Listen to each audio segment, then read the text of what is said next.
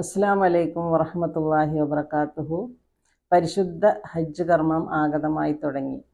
ഹാജിമാരൊക്കെ അവരുടെ പേപ്പർ വർക്കുകൾ, കുത്തിവെപ്പുകൾ, യാത്രാ ഒരുക്കങ്ങൾ, ഷോപ്പിംഗ്, യാത്ര ചോദിക്കൽ മുതലായ കാര്യങ്ങളിൽ തിരക്കിലാണ്.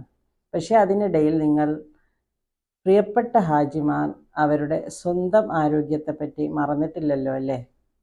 ശരീരം നമുക്ക് കാണിച്ചു തരുന്ന ചെറുതും വലുതുമായ ബുദ്ധിമുട്ടുകൾ നിങ്ങൾ അവഗണിച്ചു വരുന്നവരാണോ? ഹജ്ജിന് സമ്പത്തും ആരോഗ്യവും ഒരുപോലെ പ്രധാനപ്പെട്ടതാണ്. ഹജ്ജ് എന്നാൽ വളരെ മനോഹരമായ ദിവ്യമായ ഒരു യാത്രയാണ്. ജീവിതകാലത്തിൽ ഒരിക്കൽ മാത്രം അനുഭവിക്കാൻ കിട്ടുന്ന ഈ പരിശുദ്ധമായ കർമ്മം വളരെ ഭംഗിയായി പൂർവാധികം ആരോഗ്യത്തോടെയും ഉന്മേഷത്തോടെയും നിറവേറ്റണം എന്നാണ് ഏവരുടെയും ആഗ്രഹം. ഹജ്ജ് അള്ളാഹുവിനോട് അടുക്കാനും അവൻ്റെ പ്രീതി നേടാനും പാപങ്ങളെല്ലാം പുറത്ത് ഒരു നവജാത ശിശുവിനെ പോലെ തിരിച്ചു വരാനും പറ്റിയ എത്രയോ മഹത്തായ ഒരു യാത്രയാണ്. ഈ യാത്രയിൽ ശാരീരിക അധ്വാനം വളരെ കൂടുതലാണ്. ത്യാഗങ്ങൾ ഏറിയ ഒരു യാത്രയാണിത്. പൊരിഞ്ഞ വെയിലത്ത് വളരെ ദൂരം നടക്കേണ്ടതായി വരും. അപ്പോൾ നിങ്ങളുടെ ആരോഗ്യസ്ഥിതി മോശമാണ്, നിങ്ങൾ വീക്കാണ് എങ്കിൽ പ്രധാനപ്പെട്ട പുണ്യകർമ്മങ്ങൾ നിർവഹിക്കാൻ ബുദ്ധിമുട്ടായി തോന്നും. അതുകൊണ്ട് ദയവായി ഏവരും ഹജ്ജിന് പോകുന്നതിന് മുമ്പ് ഒരു ഡോക്ടറെ കണ്ട് ആരോഗ്യ പരിശോധനകൾ നടത്തി വേണ്ട നിർദ്ദേശങ്ങൾ പാലിക്കേണ്ടതായുണ്ട്. അതുമാത്രം പോരാ, ഇപ്പം മുതൽ തന്നെ നിങ്ങൾ 2-3 കാര്യങ്ങൾ ശ്രദ്ധിക്കുക. 1. നിങ്ങളുടെ ആരോഗ്യം. 2. ധാരാളം വെള്ളം കുടിക്കാൻ ശ്രദ്ധിക്കുക. 3. പോഷക സമൃദ്ധമായ ഭക്ഷണം കഴിക്കാനും നിങ്ങൾ വളരെ ശ്രദ്ധിക്കുക. ഈ 3 കാര്യങ്ങൾ നിങ്ങൾ ഇപ്പം മുതൽ തന്നെ വളരെയധികം സീരിയസ് ആയിട്ട് എടുക്കുക. ഓക്കെ. ത്യാഗമാണ് എന്ന് കരുതി ആരോഗ്യ പ്രശ്നങ്ങളെ അവഗണിച്ച് ഹജ്ജിന് പോകാൻ പാടില്ല. പോഷകങ്ങൾ അടങ്ങിയ ഭക്ഷണം കഴിക്കാതെ, വെള്ളം വേണ്ടത്ര കുടിക്കാതെ, ശരീരത്തിന് ആവശ്യമായ റെസ്റ്റ് കൊടുക്കാതെ ശരീരത്തെ കഷ്ടപ്പെടുത്തരുത്. നല്ല ഭക്ഷണവും ധാരാളം വെള്ളവും കുടിച്ചാൽ ശരീരത്തിന് ശക്തിയും ഉണർവും കിട്ടും. രോഗപ്രതിരോധ ശേഷി കൂടും. ഹജ്ജിന് പോകുന്നതിന് മുമ്പ് തന്നെ നടത്തം ഒരു ശീലമാക്കുക. ദിവസേന അരമണിക്കൂർ രാവിലെയും അരമണിക്കൂർ വൈകിട്ടും നിങ്ങൾ നടക്കുക. നടന്ന് ശീലിക്കുക. കാരണം അനേകം കിലോമീറ്ററുകൾ കാൽനടയായി നടക്കുന്ന ഒരു കർമ്മമാണ്, നടത്തം ആവശ്യമുള്ള ഒരു കർമ്മമാണ് ഹജ്ജ്. അപ്പം നടന്ന് ശീലിക്കാനേ നമുക്ക് പറ്റുള്ളൂ. അതാണ് ഒറ്റ പോംവഴി. ഡോക്ടറോട് പറഞ്ഞ് multi vitamin tablets, calcium tablets, vitamin D tablets മുതലായവ വാങ്ങി ഇപ്പോൾ തന്നെ കഴിക്കാൻ തുടങ്ങുക. കാരണം ഇവ നിങ്ങളുടെ മസിലുകൾക്കും എല്ലുകൾക്കും ബലവും ഉറപ്പും നൽകും. ലോകമെമ്പാടുമുള്ള ദശലക്ഷക്കണക്കിന് ജനങ്ങൾ ഒരു സ്ഥലത്ത് ഒന്നിച്ച് സംഘടിക്കുന്ന ഒരു വേളയാണല്ലോ ഹജ്ജ്. പലതരത്തിലുള്ള രോഗാണുക്കൾ പടർന്നു പിടിക്കാൻ സാധ്യത കൂടുതലാണ്. അതുകൊണ്ട് രോഗപ്രതിരോധ ശേഷി കൂട്ടാൻ വേണ്ടി ഉപകരിക്കുന്ന വൈറ്റമിൻ സി, വൈറ്റമിൻ B12 അടങ്ങിയ ഗുളികകളും കൂടെ നിങ്ങൾ കഴിക്കാൻ തുടങ്ങണം.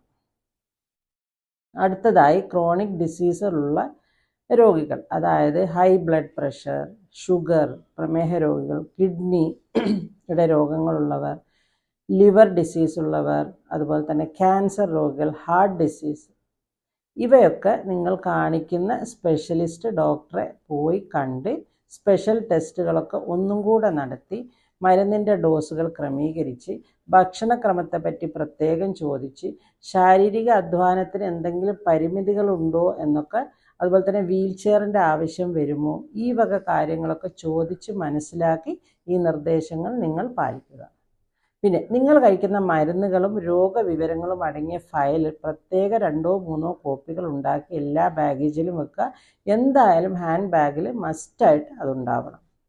പിന്നെ ചിലരുടെ ഒരു വിശ്വാസമാണ് അവിടെ പോയാൽ രോഗങ്ങളൊന്നും ഉണ്ടാവില്ല, ഉള്ള രോഗങ്ങളൊക്കെ ശിഫ ആവുമെന്നുള്ളത്. അതായത് പ്രഷർ, ഷുഗർ, കൊളസ്ട്രോൾ ഇവയൊന്നും വരില്ല.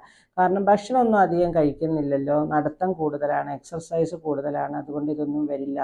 അത് തെറ്റാണ്. നമ്മൾ മരുന്ന് താൽക്കാലികമായി ദയവ് ചെയ്ത് നിർത്തിവെക്കരുത്. ഡയബറ്റിക് എമർജൻസീസ് ഒക്കെ ഉണ്ടായാൽ കാര്യങ്ങൾ വളരെ വഷളായി പോകും. നമുക്ക് നമ്മുടെ ഫർളായിട്ടുള്ള 6 ദിവസത്തിലെ പ്രധാനപ്പെട്ട കർമ്മങ്ങൾ ചിലപ്പോൾ നമുക്ക് പൂർത്തീകരിക്കാൻ പറ്റാതെ വരും. പിന്നെ ഷുഗർ രോഗികൾ ഒരു ഗ്ലൂക്കോമീറ്റർ കയ്യിൽ കരുതുന്നത് വളരെ നല്ലതാണ്. കാരണം നമ്മുടെ ഡോസേജ്, അതായത് ഇൻസുലിൻ്റെ ഡോസ്, ഷുഗറിൻ്റെ മരുന്നിൻ്റെ ഡോസൊക്കെ ക്രമീകരിക്കാൻ വേണ്ടി ഉപകരിക്കും. പിന്നെ ഷുഗർ രോഗികൾ പാദരക്ഷകളുടെ കാര്യം പ്രത്യേകം ഓർക്കുക. പാദരക്ഷകൾ ചെരുപ്പിടാതെ ഒരിക്കലും പുറത്ത് നടക്കരുത്. കാല് നല്ല വൃത്തിയോടെ സൂക്ഷിക്കുക. കാലിൽ മുറിവ് പറ്റാതെ സൂക്ഷിക്കുക. പുതിയ ഷൂസോ പുതിയ ചെരുപ്പോ ഇടരുത്. പഴയ, അതായത് നമ്മൾ ഉപയോഗിച്ച് ശീലിച്ച ഷൂസോ ചെരുപ്പോ മാത്രം ഇടുക. നല്ല വെയിലായിരിക്കും, ഒരിക്കലും ചെരുപ്പിടാതെ പുറത്ത് നടക്കരുത്. അടുത്തതിൽ ഏറ്റവും പ്രധാനപ്പെട്ടതായി പറയാനുള്ളതാണ് റെസ്പിറേറ്ററി ട്രാക്ട് ഇൻഫെക്ഷൻ, അതായത് ജലദോഷം, ചുമ, പനി മുതലായവ. ലോകമെമ്പാടുമുള്ള ജനങ്ങൾ ഒന്നിക്കുന്ന ഒരു സംഗമമാണ് ഹജ്ജ് എന്നുള്ളത്. അതിൽ റെസ്പിറേറ്ററി ഇൻഫെക്ഷൻ, അതായത് ഡ്രോപ്ലെറ്റ് ഇൻഫെക്ഷൻ, നമ്മുടെ വായിലും മൂക്കിലുമുള്ള സ്രവങ്ങളിലൂടെ പടർന്നു പിടിക്കും. കോവിഡ് പോലുള്ള, ന്യൂമോണിയ പോലുള്ള കാര്യങ്ങൾ. അതുകൊണ്ട് മാസ്ക് സ്ഥിരമായിട്ട് ധരിക്കുക. കൈകൾ എപ്പോഴും ഇടയ്ക്കിടയ്ക്ക് സോപ്പ് ഉപയോഗിച്ച് കഴുകുക. സാനിറ്റൈസർ ഉപയോഗിക്കുക. ഇനി സാനിറ്റൈസർ വാസനയില്ലാത്ത സാനിറ്റൈസർ കിട്ടുകയാണെങ്കിൽ അതായിരിക്കും നല്ലത്. കൈകൾ, അതുപോലെ ഒരു കാര്യം കൂടെ ശ്രദ്ധിക്കാനുള്ളത്, കൈകൾ എപ്പോഴും മൂക്കിലും വായിലും തൊടാതെ കൈകൾ ശ്രദ്ധിക്കുക. കൈകൾ മാറ്റി നിർത്തുക. ഓക്കെ. ഹജ്ജാണ്, ഭയങ്കര ഹോട്ട് സീസണാണ്. ഹോട്ട് സമ്മറിലാണ് ഹജ്ജ് നടക്കുന്നത്. വളരെ ചൂടായിരിക്കും. നമ്മുടെ നാട്ടിലെ ചൂട് ഒന്നുമല്ല അവിടെ എത്തുമ്പോൾ. അപ്പോൾ അതുകൊണ്ട് ആ സമയത്ത് നമ്മൾ ശ്രദ്ധിക്കേണ്ട കാര്യം, ദാഹിക്കാൻ കാത്തു നിൽക്കരുത്. ധാരാളം വെള്ളം കുടിക്കുക. വെള്ളം കുറഞ്ഞ് ഡീഹൈഡ്രേഷൻ ആവാൻ സാധ്യതയുണ്ട്. വെള്ളം കുടിയുടെ കാര്യം പറയുമ്പോഴാണ് ഓർക്കുന്നത്, ഹാർട്ട് പേഷ്യൻസിനും കിഡ്നി പേഷ്യൻസിനുമൊക്കെ വെള്ളം കുടിക്കുന്നതിന് ഒരു കണക്കുണ്ടാവും. അവർ കൂടുതൽ വെള്ളം കുടിക്കാൻ പാടില്ല, കുറവ് വെള്ളവും കുടിക്കാൻ പാടില്ല. അതൊക്കെ ഡോക്ടറെ കാണുമ്പോൾ ആ വക കാര്യങ്ങളൊക്കെ, നിർദ്ദേശങ്ങളൊക്കെ നിങ്ങൾ ചോദിച്ച് മനസ്സിലാക്കി അതിനനുസരിച്ച് നിങ്ങൾ ചെയ്യുക. ഓക്കെ. ചൂട് കൂടുതലാവുമ്പോൾ വിയർപ്പ് കൂടും. നമ്മുടെ ശരീരത്തിലെ എല്ലാ സോഡിയം, പൊട്ടാഷ്യം മുതലായവ നഷ്ടപ്പെടും. അങ്ങനെ നമുക്ക് വരുന്നത് ഹീറ്റ് എക്സോഷൻ എന്ന് പറയും, അതായത് തളർന്ന് വീഴുക. അത് കഴിഞ്ഞിട്ട് ഹീറ്റ് സ്ട്രോക്ക്, അതായത് അപസ്മാരം പോലുള്ള, അതൊക്കെ എന്ന് വെച്ചാൽ ഭയങ്കര മെഡിക്കൽ എമർജൻസീസ് ആണ്. ഉടനെ തന്നെ ഹോസ്പിറ്റലിൽ എത്തിക്കേണ്ടതാണ്. അപ്പോൾ ഈ വക കാര്യങ്ങൾ വരാതിരിക്കാൻ വേണ്ടി വെള്ളം കയ്യിൽ കരുതുക. വെള്ളം ഇടയ്ക്കിടയ്ക്ക് കുടിക്കുക. തലകറക്കം, ക്ഷീണം മുതലായവ തോന്നുകയാണെങ്കിൽ തണലിലോട്ട് മാറുക. ഇനി ബൈ ചാൻസ് തണലിലോട്ട് മാറാനൊന്നും പറ്റാത്തൊരു സമയമാണ്, തിക്കും തിരക്കിൻ്റെ ഇടയിലാണെന്നുണ്ടെങ്കിൽ നിങ്ങളുടെ കൂടെ ഉള്ളവരോട് പറയുക, ഇങ്ങനെ എനിക്കൊരു ബുദ്ധിമുട്ട് അനുഭവപ്പെടുന്നുണ്ട്, തലകറക്കമുണ്ട്, ക്ഷീണമുണ്ട്, എനിക്ക് സഹായം ആവശ്യമാണ് എന്ന് നിങ്ങൾ മറ്റുള്ളവരോട് പറഞ്ഞാൽ മാത്രമേ നിങ്ങൾക്ക് എന്തെങ്കിലും അവരെ കൊണ്ട് നിങ്ങൾക്ക് സഹായിക്കാൻ പറ്റുള്ളൂ. കാരണം നമ്മൾ പറഞ്ഞില്ലെങ്കിൽ അവരറിയില്ലല്ലോ, അല്ലേ? അപ്പോൾ അങ്ങോട്ടും ഇങ്ങോട്ടും സഹായിക്കുകയും സഹായം തേടുകയും വേണം.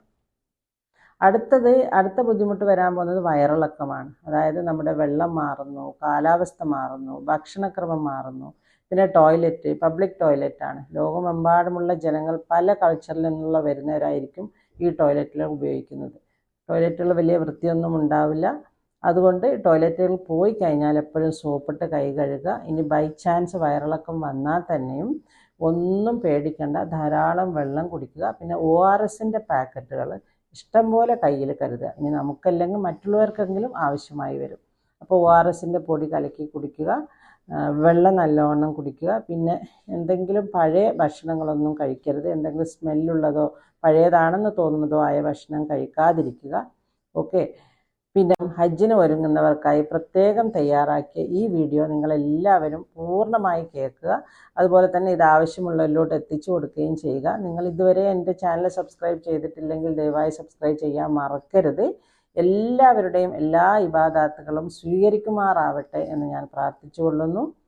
ഹജ്ജിന് പോകുന്നവരെല്ലാവരും നാട്ടിൽ ഹജ്ജിന് പോകാൻ ആഗ്രഹിക്കുന്ന ഇഷ്ടം പോലെ ജനങ്ങളുണ്ട്. അവർക്കൊക്കെ ഒരു ചാൻസ് കിട്ടാൻ വേണ്ടി നിങ്ങൾ പ്രത്യേകം പ്രാർത്ഥിക്കുക.